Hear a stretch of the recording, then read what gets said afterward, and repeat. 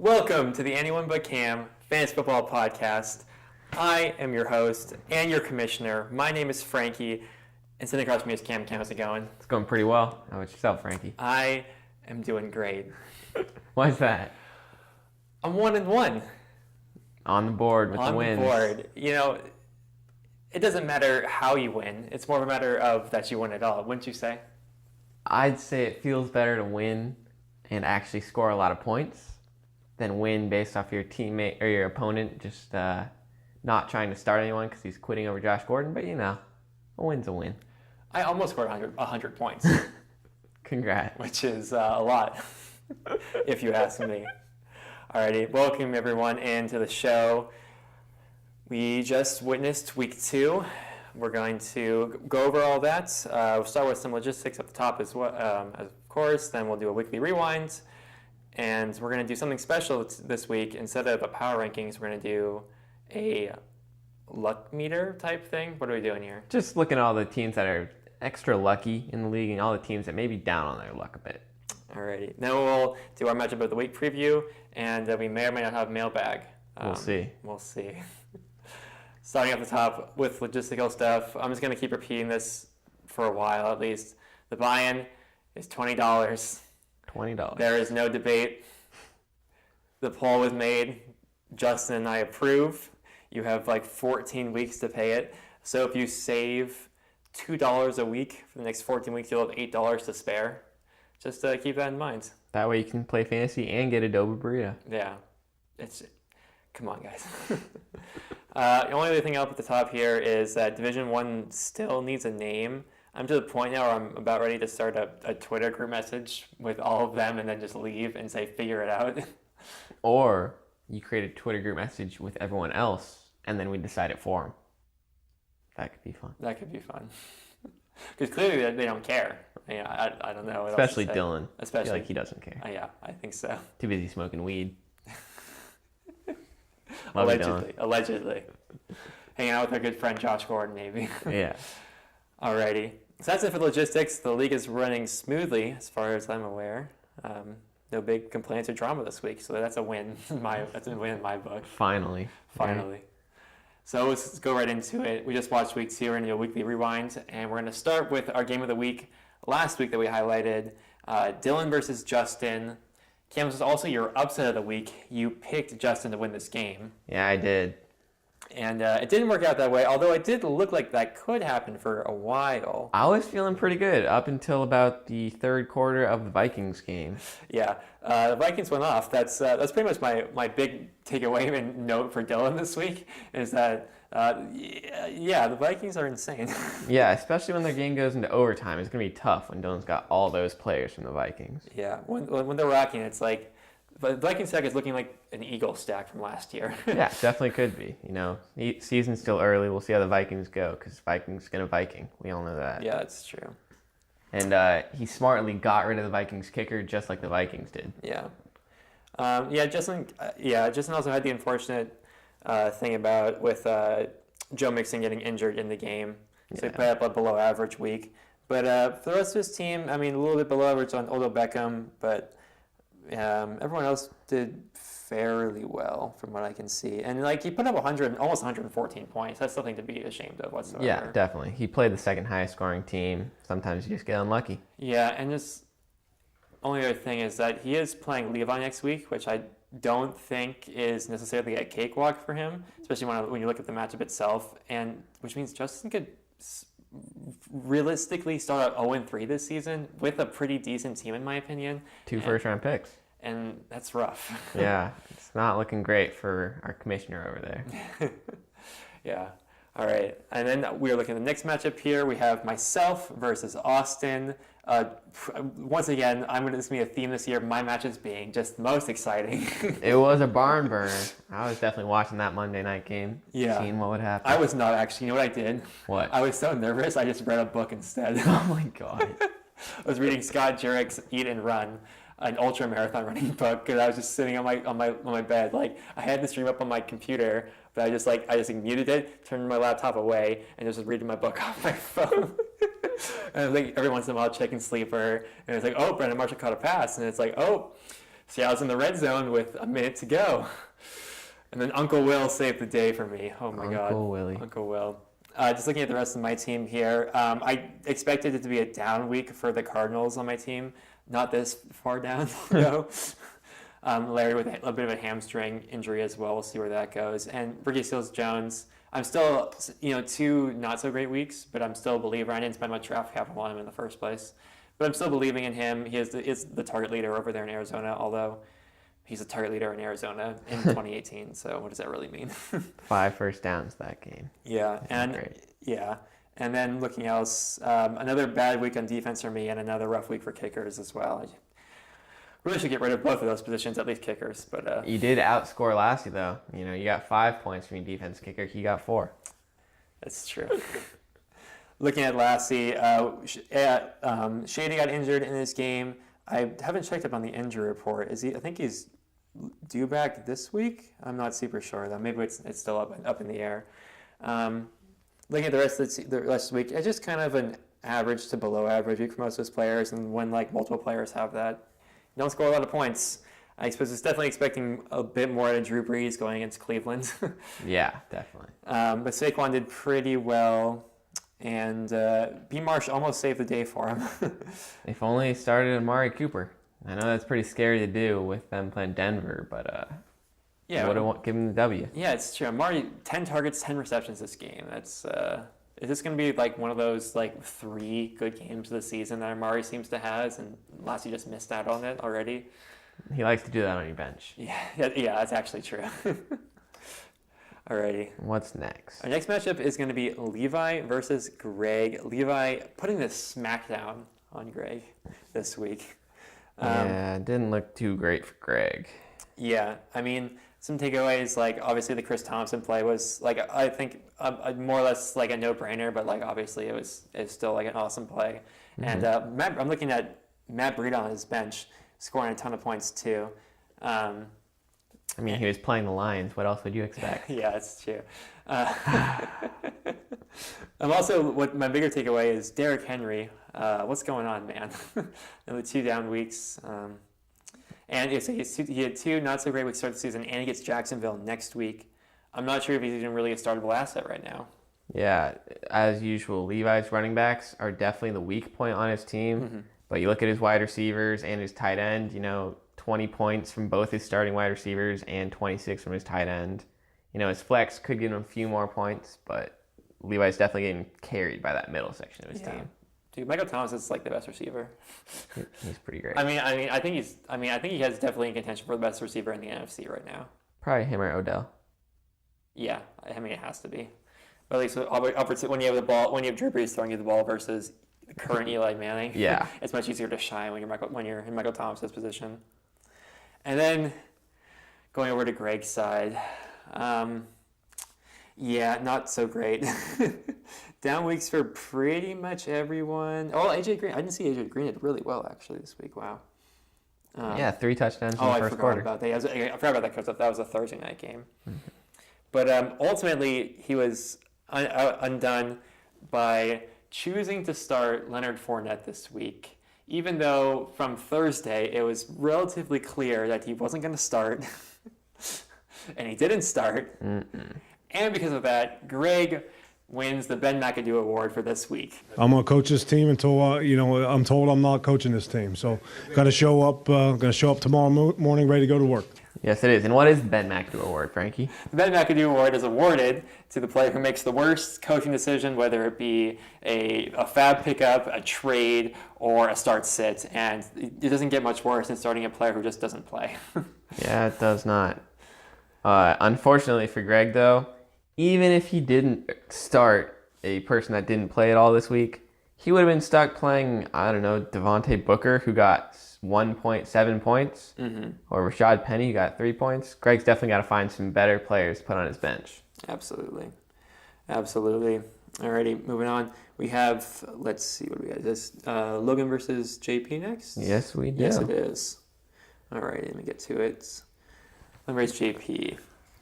So Logan pulled out the victory here over JP. Sure did. You know, I'm pretty sure Jake really wanted this win because Logan was being kind of annoying. That's some insider information I got for you there. I got that as well. But he couldn't quite do it, probably because his first round pick, David Johnson, kind of put up a stinker there with 5.6 points. Yeah. Also, Rob Gronkowski, you really got to hope for more than 2.5 points, but he's playing Jacksonville, so Yeah. kind of makes sense. Yeah, I think this is probably of the games Gronk will play this season, because he'll probably miss a couple to injury. This has to be his worst game of the season, I think. Yeah, and it makes sense for JP to have a down week considering his team is mostly Patriots players, and they all play Jacksonville, one of the best defenses in the league. Yeah. And then looking over to Logan, big takeaways here. I mean, the Quincy Newon pick, it's off waivers. It's looking decent enough. Honestly, Quincy Newon and Philip Lindsay both scored 11 points, which is pretty good for waiver players. Yeah, but what's up with you spend $70 on Philip Lindsay and you don't play him against Oakland? What? I don't understand. Yeah, he just had to start Dion Lewis, who scored a full 4.8 points. Yeah, I don't get it. Other big takeaway is that Evan Ingram is amazing. He's definitely absolutely a rising star in this league. 7 for 7, 67 yards and a touchdown. I just hope that Eli can support him and give him the targets that he deserves this season. There's a lot of weapons on that team. We'll see what happens. Yeah. Other big takeaway is the fact that I think it was officially. I think it's safe to say that Logan's done this season. Why is that, Frank? Because Greg Zuerlein, he's gone. He's done. I mean, I feel like Logan's season's over. You can just give the division title to me at this point, honestly. Yeah, I mean, Logan's team is definitely built on a strong kicking foundation, as we could tell based off his draft strategy. So we'll see if he can find some good way to replicate that production off the waiver wire. That's not going to happen. Alrighty, moving on. Second last matchup of the week, we have Devin versus Tyler. Tyler coming off of a really strong week last week and has lost to you. However, not so much this week, one of the lower scoring teams of the week. Yeah, it's definitely, you can see that was caused by his wide receiver core that scored a lot of points last week, only combined for 20 points from Antonio Brown and Julio Jones this week. You got to hope for more from them. Julio Jones just is allergic to the end zone. He put up good, not great yardage, but the 64 yards and a couple of receptions, not amazing, but this dude needs to find the end zone somehow. And then looking at here, Jay Ajayi out. I didn't say that Jay Ajayi got injured. I think. I did see he's got injured. I think he's gonna be back this week. This week though. Definitely got hope so, because if Tyler can't start Jay Ajayi, he's stuck starting. I don't know, Nick Chubb, who had 2 carries last week. Not looking great. James White, though, was the reception leader and the yards leader, I believe, for this last week for Brady. So he was basically Brady's security blanket in Jacksonville, even though he had Gronk there with him, which makes sense. I'm pretty sure the game plan for most teams is to double or at least a shadow on Gronk every play, which makes sense. But as a Steelers fan. There's some trouble in Pittsburgh with Antonio Brown. I think it's not a huge deal in the current moment. I think he'll be fine. He's just a bit upset right now with how the offense is running, which every Pittsburgh fan is as well. Even though our offense is running okay, it's just more our defense than anything. But I feel like the reason why AB and Ben work so well together is they have that chemistry. They're just so good pre-snap.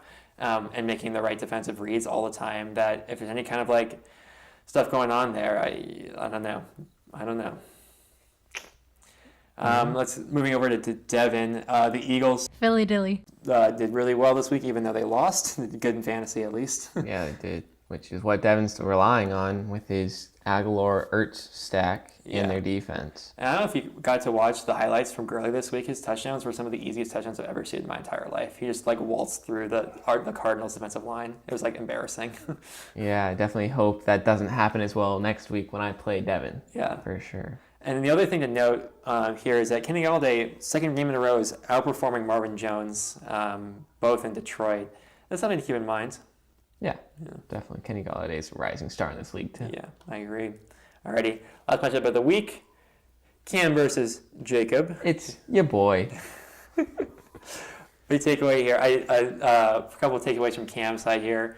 for myself was just Melvin Gordon scoring about almost 30 points in only 3 quarters. He got taken out with 12 minutes to go in the game or something, which is crazy. Thanks to Buffalo being hot trash. Yeah, and he has the Rams this week though, so we'll see. And then Hogan, like we talked about last week, we definitely were predicting a bounce back, and he did with the 2 touchdowns, but it was only off 3 receptions. So it's, I don't know, it's hard to repeat those kind of numbers. I'm definitely hoping for some consistent wide receiver 2 production. I'm not sure will happen. Do you have any other thoughts on your performance this week? It's a pretty nice week when you're going into Monday Night Football with 2 players, and all you're really hoping for is, I hope they score a lot so I can be the highest scorer this week. And they do it for me, Chicago Bears defense gave me 22 points. I think that'll happen pretty often. The listeners here can't tell, but I can just see the privilege dripping off his lips. It's nice to be me. What can I say? Looking over to Jake's side. Cam, when I was good at fantasy, I didn't need keepers. That's all I'm saying, all right? I didn't need keepers to be dominant. I need keepers to be 14-2 in a season. You know that? You want me to take out Alvin Kamara's 14 points and put in Chris Hogan in my flex spot with 17? As long as you take out Kareem Hunt as well. I'll leave him in there. Moving over to Jake's side. Looking at Deshaun Watson did pretty well. Zeke is the only good offensive player on the entire Dallas Cowboys roster, I'm pretty sure. For now, until they sign Dez. I'm kidding. Other takeaways here. Mike Evans. I remember when Jake drafted Mike Evans, and he was like, "Wow, I can't believe he fell this far to me." And I was like, "You can have him because I don't want him." And so far, he's doing a lot better than I expected this season. So it's good for Jake. Adrian Peterson gets 50 yards off of 14 touches this week, 3 of them receptions, which is, fine. Better than, he's not exactly a pass catching back. 3 receptions is a good side, but 50 yards on 14 touches? This guy's supposed to be a Hall of Famer? Come on. I'm definitely hoping that my trade with him ends up in my side with Marquise Goodwin. Yeah. Because players I got rid of, definitely not looking great right now. Yeah, and then, Ryan Fitzpatrick doesn't generally throw to the tight ends all that much. He much prefers to sling it to his wide receivers. But O.J. Howard's 75-yard catch and run touchdown was, it was pretty much. In most other matchups, I think it could have been definitely a game changer, just not against you. You put up a good fight, kid.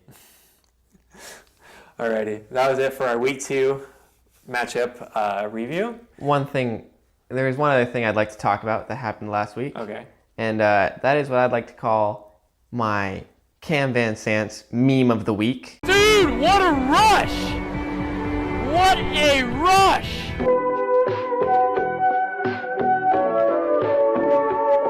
Heavy feet, wombo combo. That ain't Falco.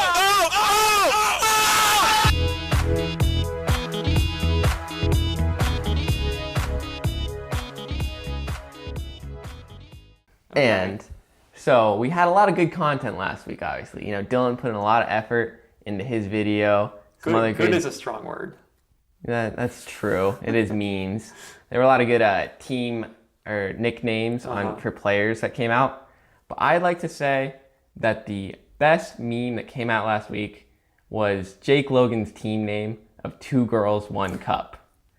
I'm not sure if the genius of this meme was met for everyone, but the picture was a red Solo cup with a picture of Kaylee and Brianna in it. Yes. And for those that might not know, I have this red wine glass Solo cup. Yes. And I always deem it as my girlfriend cup. Because if I ever pour them a glass, I like to put it in that red wine glass Solo cup. So it's been both Brianna's cup and Kaylee's cup. I didn't know Jake Logan knew that. I don't know if anyone really knew that. But I thought that was amazing. Great job, Jake. Yeah, I'm glad that he was able to Photoshop that picture together. Just kind of tied everything. That's perfect. Dylan, your meme didn't really make sense. I'm sorry, but put out some better content next time. Ouch. Alrighty, moving on to our luck rankings. Cam, this was your foray this weekend. You decided we're gonna not do traditional power rankings this week, as we already have the ones you put into whatever site you put those into. Excel. Oh, yeah. And And by the way, just to recap for those real quick, I moved up from 12th to 10th. And if you recall last podcast, I said everyone by week 8 or by week 9, I'd be in the top half. And I'm only a couple more weeks away if I continue this trend. That's all I'm saying. Good luck. I'm pulling for you.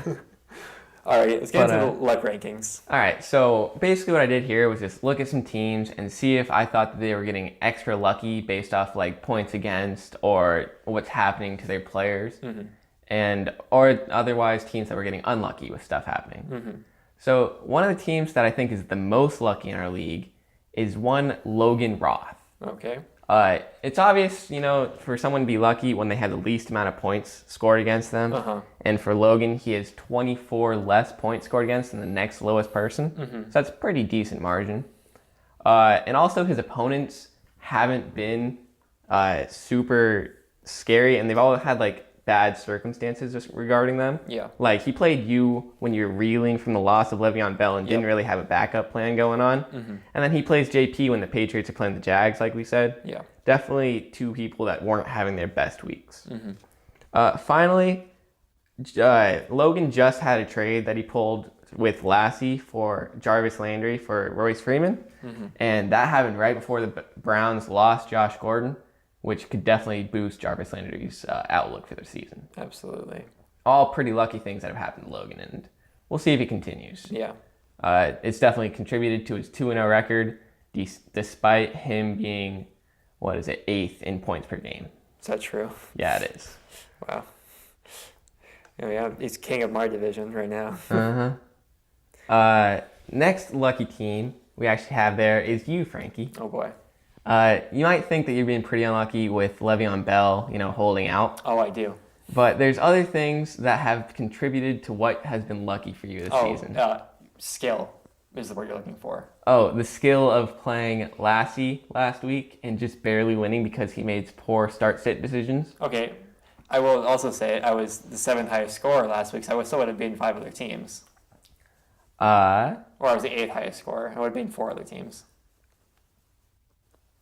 I don't know if I believe that. I mean, I looked at it this morning. So I outscored Lassie, Greg, JP, and Tyler all this week. Okay, so yeah, you would have beaten 4 other teams, which is right. And if we look at my Excel power rankings, that means that your overall record in this league would be 4-18, which is pretty far away from 500, which was what you are currently in the league, which I just feel is lucky, You would have only beaten 4 teams throughout these last 2 weeks, and you just happened to play one of them. Okay. Yeah, and also being 12th in points per game and also, 8th in the current rankings just appears to be sort of lucky, but it's a good trend for your team. Yeah, sure. Anyways, to get away from that salt, we'll make some more salt, saying that Dylan's team is the 3rd luckiest team we have in the league. One reason for that is, drafting James Conner was a smart move by Dylan for keeper's sake and other things like that. But the fact that Lev Bell is holding out and none of us really expected this to be a solid holdout before the season just means he gets a free RB1 for the next foreseeable future. And I don't know what's luckier than just getting a free RB1. Yeah, especially when going into the season, Lev Bell was saying things like, "This is gonna be my best season ever." It's like I'm coming out. We're gonna have the best season ever, and then just where you at? Where you at, guy? Where you at? Yeah, Dylan's been doing good with his team, scoring a lot of points, but a lot of that's on the back of James Conner. So we'll see what happens. Yeah. So those are the teams, the 3 teams you think are the luckiest in the league. I think some solid points all around. Let's look at some of the teams with some, a little bit less fortunate. One of the teams that I think is super unlucky is Tyler Walker. It's tough when you're inheriting a team that was previously run by Daniel Trin, who obviously didn't care a lot, so he didn't get a lot of good keeper selections.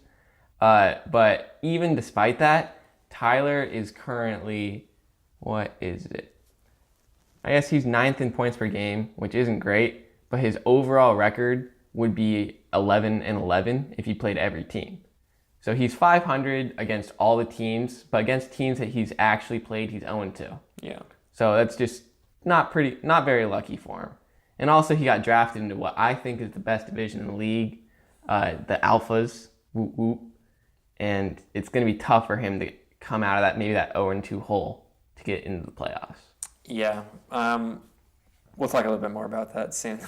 Next up, we got Justin. Justin, his unluckiness has really come based on the actual script of his games, because he's been my upset of the week the last 2 weeks, and both times they looked on track for Justin to pull out the win. But then those late comebacks week 1 by Aaron Rodgers and last week from the Vikings going to overtime have just put the other teams over the top and given the 0-2 record. Yeah. And if we look at him too, it would be 11-11 and 11-11 against the whole league as well, sitting there 0-2. Yeah. Yeah, I think we touched on that when we talked about the Vikings explosion. But yeah, both weeks it's like, oh yeah, Justin is going to win this game. The percentage bar was in his favor, and all of a sudden just swiped all over. Yeah. And finally, we have Devin Distant. Week 1, Devin was in a nail biter with Jake Logan, which he probably would have won if Mariota didn't get injured. That was unlucky by itself. And then this week, he got the win. It was a pretty close game. But Devin is currently 3rd in points for and sitting there at 1-1. So it's looking good that he could get a better record as the season goes on. But it's just kind of unlucky that he's just sitting there at 500. You know who else is 1-1 right now? Is it you? That's right. In case anyone forgot. Yeah, I think those are. I definitely got a lot of good stuff there. I agree with pretty much everything. Those are our lucky and our unlucky teams this week. Next week we probably will go back to traditional power rankings unless we come up with something else. Yeah, like to mix it up a little bit. Alrighty, we're gonna move on to our matchup of the week preview. We decided the matchup of the week. We were going between two, but ultimately we decided that we think the matchup of the week going into week 3 is going to be Jake versus Tyler. Yes, it is. And why is that, Frankie? Well, because it's just I feel like it had to be either this or the other Alphas matchup, and this one I think has the potential to be super competitive, and Tyler's on the verge of starting 0-3. And I can very easily see at least 3 teams from this division making the playoffs. I feel like that's not a stretch at all. And so if Tyler starts with an 0-3 hole, that could be really bad. Yeah. Also, if Jake wins this week and you beat Devin, Jake is squarely in number two at 2-1. Devin will be at 1-2. But if he does, so I just feel like it has some good stakes there. And if Tyler wins, Jake will both be at 1-2. Assuming, and then we'll just see what happens with your game. But I think it'd be super competitive, and I think it actually has quite a bit bearing for someone who might be fighting for that 5-6 spot. And I know we're talking playoffs already, but if we are to look ahead, we might be talking about people looking for the 5th or 6th spot right now. Yeah, and this has definitely got a lot of narratives going on with it, as Jake Logan is the one that brought Tyler into this league. Yes. So now we're going to see if Tyler can be the one to take him out. Yeah, and you're looking at just the score sheet for next week. Just looking at all of Jake's players, they got a little. When they say what teams they're playing, it's green, yellow, red. I'm seeing a lot of red on both sides actually. But yeah, I think this will be exciting. This will be fun, and it should be. I think it'll be close. What do you think could decide this matchup, Frankie? Oh, for me, I think that if Tyler's wide receivers, Antonio Brown playing Tampa Bay and Julio Jones playing New Orleans, they could easily just go insane this week, and that could put Tyler over the hump. Yeah, I think it's definitely good. I'm looking for a Zeke explosion against Seattle, like he had last year late in the season. And I'm looking for Mike Evans to do big things against Pittsburgh this weekend too. With what might be the last game of Fitzmagic. Who knows? Yeah, Jake's definitely got to hope for that little bit of Fitzmagic pulling into this game. Yeah. So yeah, I think we got a lot of good stuff to look forward to there. Alrighty.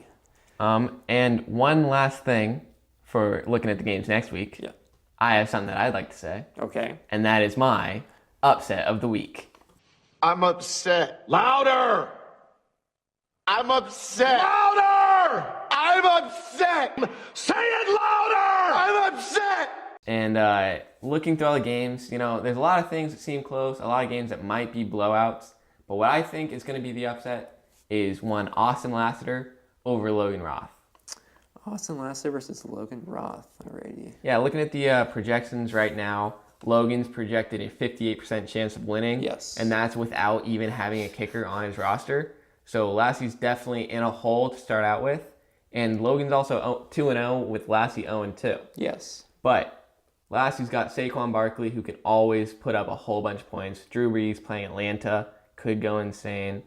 And then Logan, he's got some tough matchups for, say, Devontae Adams. And he's put Phillip Lindsay into his lineup finally, but he's playing Baltimore. Tough matchup there.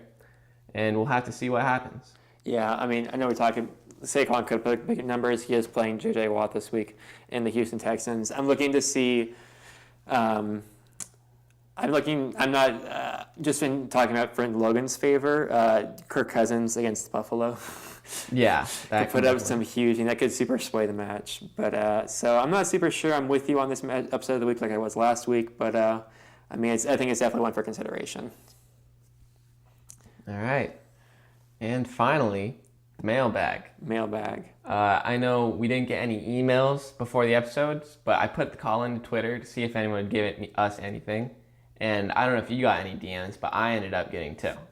I have 0 DMs. Devin said that he sent you one. So I also am on airplane mode, so let me do that. And while you're doing that, I'll read you this question sent in by Logan Roth, at Log Roth, from Tigard, Oregon.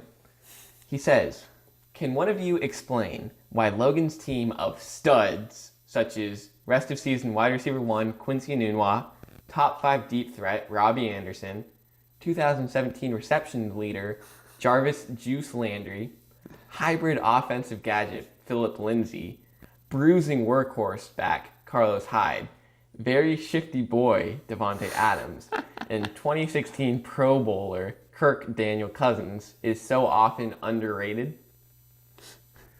So often? Yeah. Well, I don't even know if you're in the top half of the league in scoring. Let's see where Logan I think he's is. like 7th or 8th. 8th. Yep. Yeah. 108 points per game.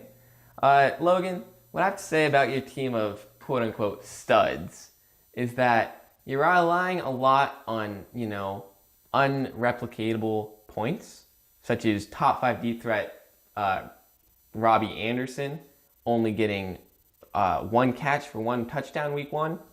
And then last week, he only had 3 catches for 27 yards and a fumble.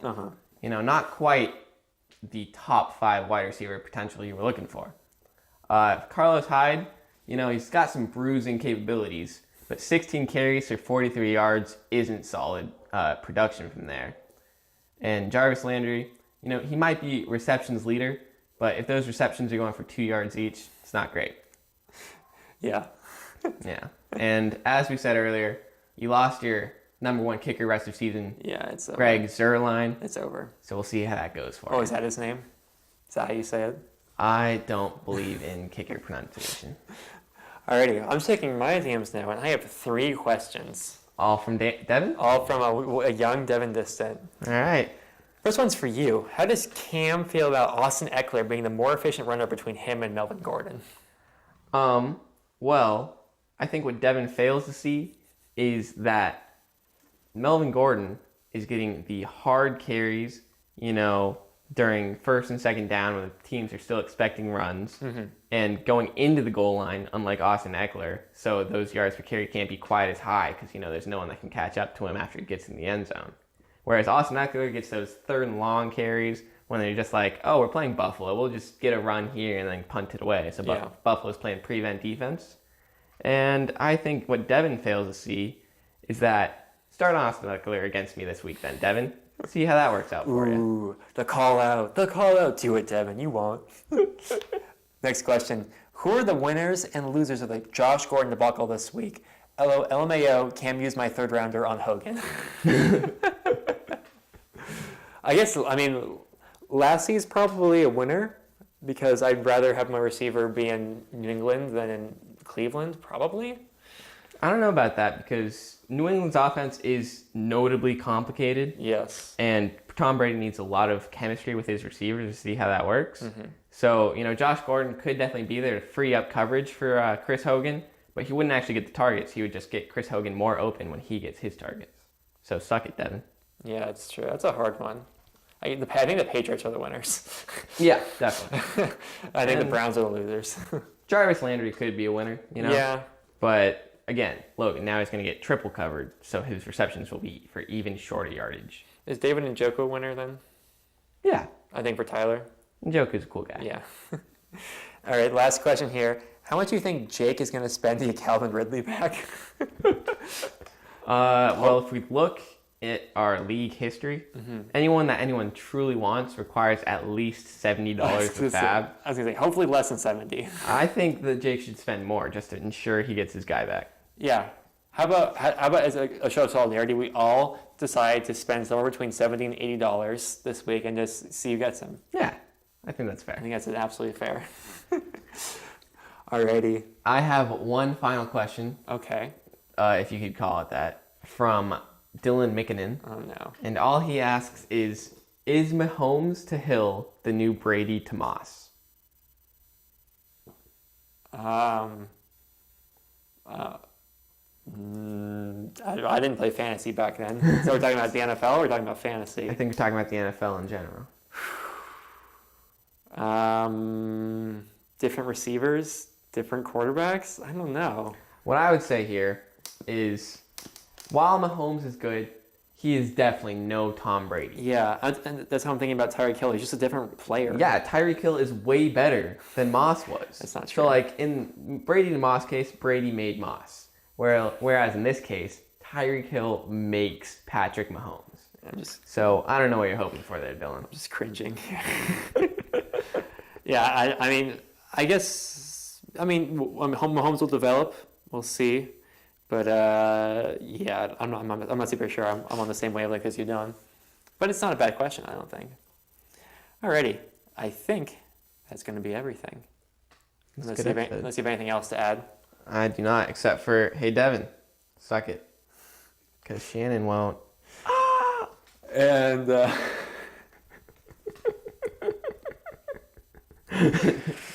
oh, boy. And to you, JP, you're going down. Anyways, good luck to everyone on their Week 3 matchups. Next week, we'll come back with a recap of Week 3. We'll look ahead to Week 4, do all the segments again, yada, yada, yada. You know what we're doing. You know what we're here for. Thank you all for listening so much to this episode of the MLB Camp Fantasy Football Podcast. I've been Frankie. And I'm Devin's daddy. And I hope you all have a good week starting school. Very exciting. And we all have some good time watching football. Good night.